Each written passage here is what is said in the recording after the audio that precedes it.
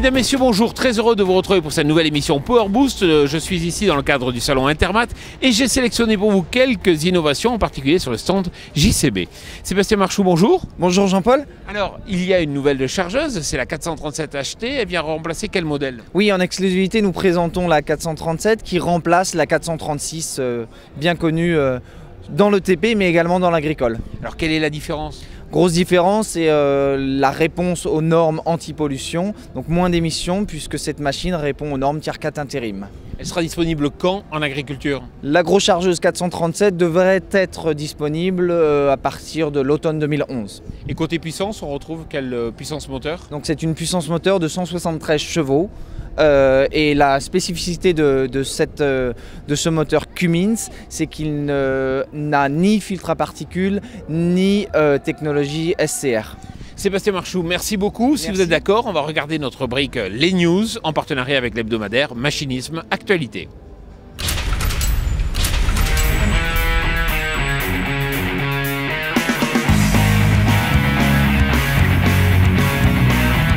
Après avoir été la meilleure vente de jeux vidéo sur PC, Farming Simulator est dorénavant aussi disponible sur Nintendo 3DS, une nouvelle qui fera plaisir à Sam Dunsfar qui a su se positionner bien en vue durant toutes les phases du jeu. Pour pouvoir cultiver et rouler dans l'univers de Farming Simulator 3DS, il faudra débourser 35 €. Bon jeu!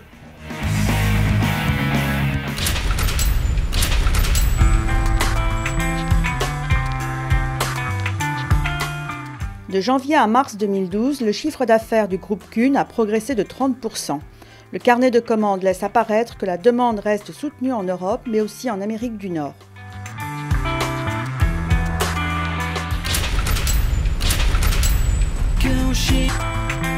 Le groupe italien Arco Tractor annonce une hausse de son chiffre d'affaires 2011 de 16% à 479,1 millions d'euros par rapport à l'exercice précédent. Les ventes de tracteurs enregistrent une hausse de 18%. Le résultat de l'exercice 2011 est de 8,4 millions d'euros.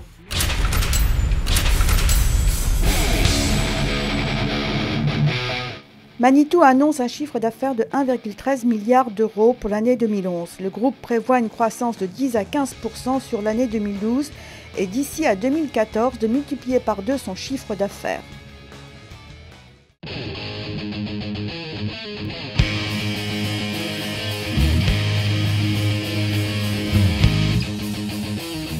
Une des grandes tendances de ce salon Intermat, c'est les technologies hybrides. Et justement, je suis en compagnie d'Alex Simulov. Bonjour. Bonjour. Alors, vous êtes responsable produit, donc pelle, notamment à chenilles comme celle qu'on voit derrière, et vous lancez une technologie qui est intéressante parce qu'elle permet de récupérer l'énergie de la tourelle qui serait perdue. Absolument. Cette technologie nous permet d'avoir remplacé le moteur hydraulique qui fait la rotation de tourelle par un moteur 100% électrique. C'est au moment du freinage de cette tourelle que nous récupérons par un système Tesla de l'énergie qui est effectivement initialement perdue. Mais comment vous la stockez ? Nous ne mettons pas de batterie. Les batteries mettent beaucoup trop de temps à se charger. Nous avons donc pensé à un système beaucoup plus simple et beaucoup plus respectueux de l'environnement qui est un condensateur. Alors, une fois que vous l'avez stocké, cette énergie, il faut la redonner. Vous la redonnez à la tourelle. Comment vous la redélivrez? Alors, nous avons juste un chef de gare qui est un onduleur, qui récupère cette énergie dans le condensateur et qui va alimenter un petit moteur électrique qui se trouve entre le moteur thermique et les pompes hydrauliques. Ça veut dire que ça vous permet de sous-dimensionner le moteur thermique qui sert justement à toute la pelle?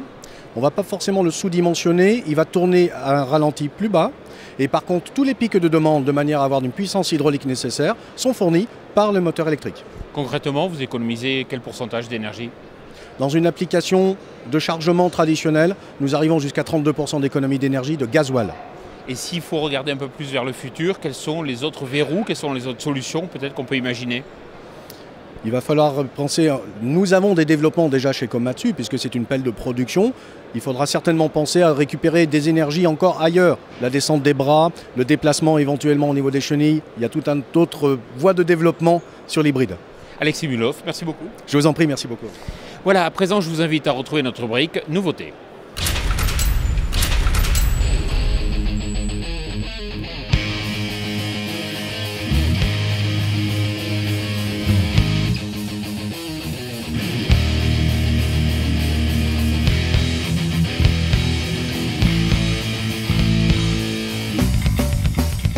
Enchem remplace sa gamme de pulvérisateurs portés Sirius 7 par les versions Sirius 8 DPM et les Sirius 9 par les versions 10 DPAE.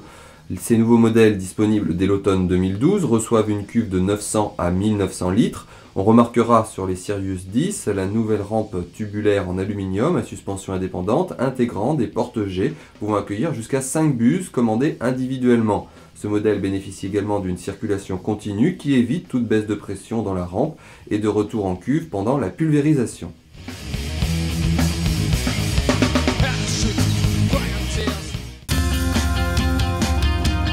Les charrues semi-portées Diamant 11, dotés de 9 socs, et Diamant 12, avec 10 socs, reçoivent des corps Duramax qui se fixent tout simplement au lieu d'être vissés.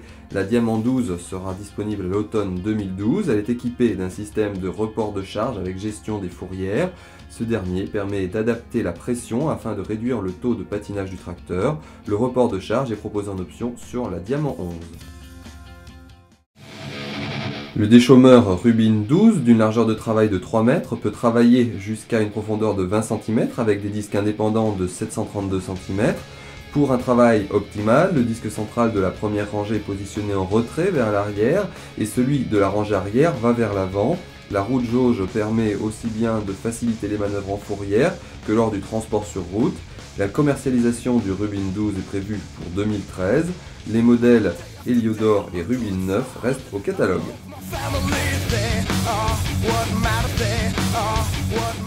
Une des grandes innovations donc, de ce salon Intermat, c'est cette mini-pelle présentée par Kubota qui est totalement électrique. Pour en parler, je suis en compagnie de Bernard de Waal. Bonjour. Bonjour. Alors vous êtes responsable export TP donc, de Kubota. C'est un concept, c'est-à-dire que ce n'est pas forcément commercialisé à court terme. Oui, c'est tout à fait, c'est un concept. Donc pour l'instant, on présente cette machine pour la première fois dans le monde. On l'a fait venir spécialement pour Intermat pour faire une étude de marché en fait pour savoir quel type de machine électrique est souhaitable sur le marché. Alors il faut que vous m'expliquiez un petit peu mieux en détail ce qu'on trouve à l'intérieur. Donc il n'y a plus de moteur thermique, on a remplacé par un moteur électrique. Mais je suppose que l'innovation c'est plutôt dans les batteries. Oui, tout à fait. Alors on est parti sur une base d'une mini-pelle classique qui se trouve sur le stand actuellement. Et puis par contre la source d'énergie a changé. Au lieu d'avoir un moteur thermique, on a des batteries. Et il y a possibilité aussi d'utiliser à partir du secteur. Est-ce qu'on a un niveau de couple qui est comparable? Oui, tout à fait. C'est la même puissance qu'une machine à moteur thermique. Et quel est l'intérêt donc d'avoir un système tout électrique? L'intérêt, c'est surtout pour les travaux de démolition à l'intérieur des bâtiments. Tout ce qui est travaux de proximité, par exemple les hôpitaux, les zones résidentielles où il faut limiter les émissions sonores et la pollution. Merci beaucoup. Mais merci à vous. Je vous invite à présent à retrouver notre rubrique Focus.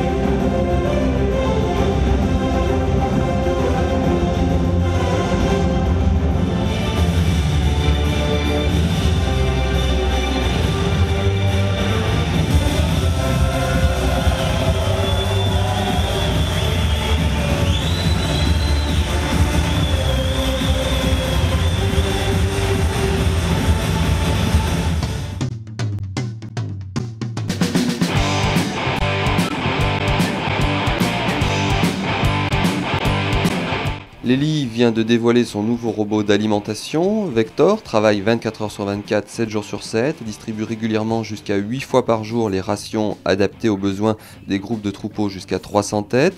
Un espace ouvert dédié au stockage du fourrage permet à la pince de prendre les quantités d'aliments prédéfinies pour ensuite charger le bol dont la capacité varie de 150 à 600 kg.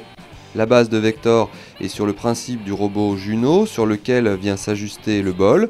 Le pesage se fait dans le bol et le mélange avec un contre-couteau est réalisé pendant le remplissage. Grâce à son capteur de hauteur d'aliments, le robot est capable de déterminer avec précision les quantités restantes. Il détecte également la quantité de fourrage à distribuer et pousse ce dernier vers la table d'alimentation. Pour se repérer, Vector suit la table d'alimentation grâce à un capteur à ultrasons. Une antenne permet aux différentes unités du robot de communiquer entre elles. Un système anti-collision et un bouton d'arrêt d'urgence sont intégrés. En fin de parcours, le moteur électrique se charge régulièrement. Il faut compter, en fonction des équipements, de 110 000 à 150 000 euros. Vector sera disponible sur le marché français à l'automne 2012.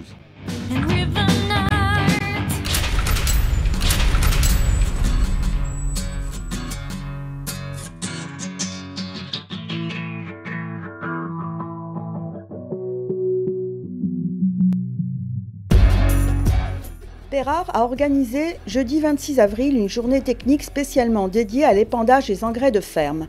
Devant plus de 200 agriculteurs et techniciens, le constructeur de la Meuse a pu montrer sur une parcelle proche de Verdun sa gamme d'épandeurs. Il a bien sûr été question de productivité avec la recherche de largeur d'épandage toujours plus importante, mais aussi de régularité tant de façon longitudinale que latérale.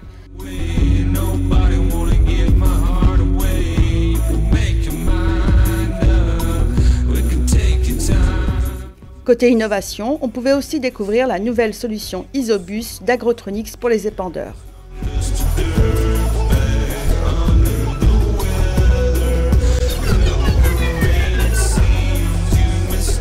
On le sait aujourd'hui, le compostage des fumiers est en plein développement. Or, bien souvent, cela implique d'investir dans une table d'épandage. Un des points forts de la gamme Perrard est la polyvalence de ces matériels pour l'épandage des fumiers humides comme des composts plus secs. Cela est notamment lié au hérisson double spire et au fait d'avoir séparé les fonctions avec un couteau qui tranche et une batte qui vient projeter à plus de 90 km/h le fertilisant. Nous allons d'ailleurs consacrer une prochaine émission Power Boost à cette avancée technique.